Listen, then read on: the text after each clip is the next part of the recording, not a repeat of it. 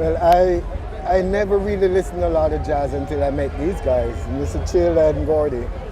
And I swear to God, it changed my perception of music once I started to listen to jazz. I mean, I started out just playing reggae, then, I played with Gordy, we play some blues. But then once I started to listen to jazz, it kind of just changed my perception of how much you could do with music. Because then you see all the different colors and all the different emotions. It's kind of crazy, but music is something special.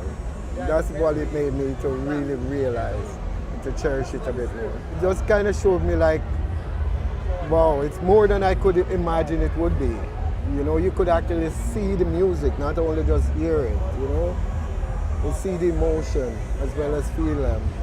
Well, years ago, it's many years ago now, we had a young fan. He's a strong young man and a musician, but just a big Sugar fan. He was a fan of my music, and he was at a very young age diagnosed with cancer.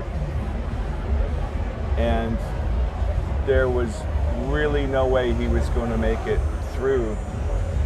And he told me that when he was receiving chemotherapy, the chemo just about killed him. That he used to drive himself home from chemotherapy, which you're not supposed to do, apparently. He used to drive himself home and make himself go, even though he didn't want to go, listening to a song that we recorded years ago called Ride Like Hell. That was his, this is going to get me home. If I can just crank that song, I can drive myself home. He beat cancer and grew into just a strong, healthy, he pursued music where he started his own band. He's a great drummer, a great guitar player and singer, and it just kept on doing it. And years later he told me he got a job in a cemetery digging graves so that it was a job he could be physical, and it just connected him to earth, and he listened to our music, just played it back over and over again in his head, getting healthy, burying other people in the ground and staying above ground himself. I was so moved by that story, how that saved, our music saved somebody. And it's funny how life is, but it took me decades to where one day my wife showed me that, your own music can have that effect on you yourself too.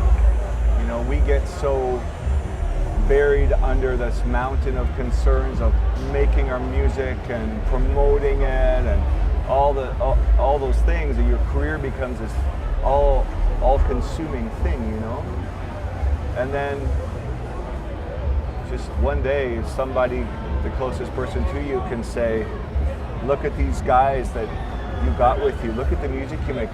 Look what it means to people. Why don't you let it have that effect on you? See what it can do to yourself." And it really did. And it seems self-evident now in hindsight, but it just took the closest people to me to tap me on the shoulder and go, "It can work on you too."